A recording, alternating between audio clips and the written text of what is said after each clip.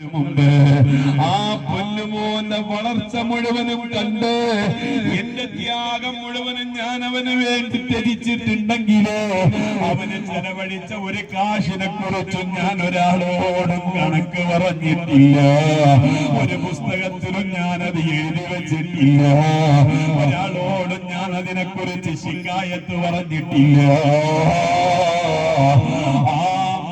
എന്നെ കുറിച്ച് നിങ്ങളോട് ശിക്കായത്തെ കംപ്ലൈന്റ് പറഞ്ഞു അല്ലേ എന്ന് പറഞ്ഞ ഹബീബായ സല്ലല്ലാഹു അലൈഹി വസല്ലം തങ്ങളോട് സങ്കടം പറഞ്ഞ് കണ്ണീരൊഴിക്കുന്ന പൊന്നുപ്പാന്റെ മുഖത്തേക്ക് നോക്കിയിട്ട് ഈ ചെറുപ്പക്കാരനായ സ്വഹാബിയോട് പറയാ, ഓ എന്റെ പൊന്നു സ്വഹാബാ,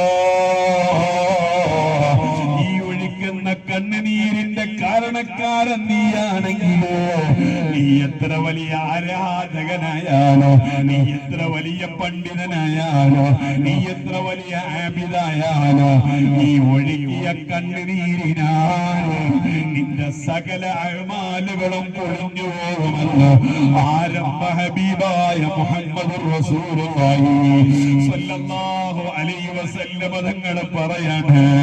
ഓ എന്റെ പൊന്നു ചെറുപ്പക്കാരെ, പാപ്പാനെ വേദനിപ്പിക്കുന്നതുള്ളൂ തമാശക്ക് പോലും പറയരുത് കേട്ടോ. ഉമ്മാന്റെ മനസ്സ് വേദനിപ്പിക്കുന്നതൊന്നും ചെയ്യരുത് കേട്ടോ. ആര് നമ്മളെ കൈയൊഴിഞ്ഞാലോ, ആര് നമുക്കെതിരെ പ്രചരണങ്ങൾ നടത്തിയാലോ, ആര് നമ്മളെ കുറ്റപ്പെടുത്തിയാലോ, നമ്മെ ചേർത്ത് നിർത്തുന്ന രണ്ടാളുകളെ ഉള്ളൂ. അത് ഹൈക്കോടതി തന്നെ നമ്മളെ പ്രതികളാണെന്ന് പറഞ്ഞ് പ്രഖ്യാപനം വന്നാലോ, ആര് കൈവിട്ടാലും കൈവിടാതെ എത്ര വലിയ തെറ്റുപറ്റിയാലോ അതെന്റെ മകനല്ലേ, അതെന്റെ മോളല്ലേ, ഞാൻ വളർത്തിയ മകളെ തെറ്റുപറ്റിയാലോ അതിന്റെ പേരിൽ എന്നോടും നിങ്ങളോടും വെറുപ്പ് പ്രകടിപ്പിക്കാത്തവരാണ് നമ്മുടെ സ്വന്തം മാതാപിതാക്കള്.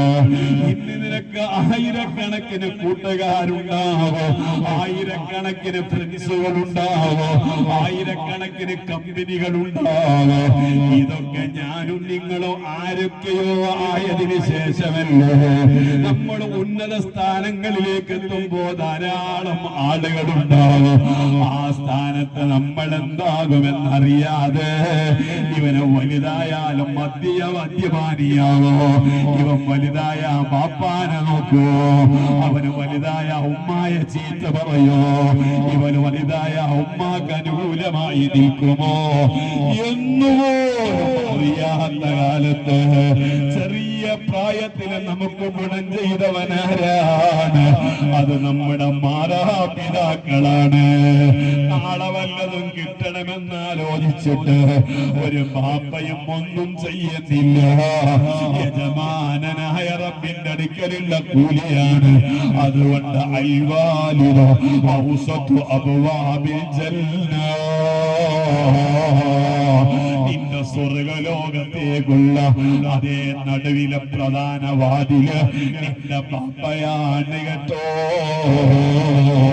എന്ന ഹബീബായ മുഹമ്മദുർ റസൂലുള്ളാഹി സ്വല്ലല്ലാഹു അലൈഹി വസല്ലം തങ്ങൾ പറയാണ്.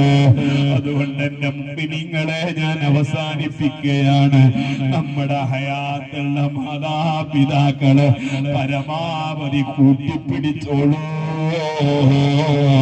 മരിച്ചുപോയ മാതാപിതാക്കളുടെ ഖബറിന്റെ അടുക്കൽ പോയി ഫാത്തിഹ ഓതി നമ്മുടെ വീടിന്റെ അകത്തളങ്ങളില് ഏത് നല്ല കർമ്മങ്ങൾ നടന്നാലോ അതിനെല്ലാം മരിച്ചുപോയ ബാപ്പാക്കൊരു ദുആ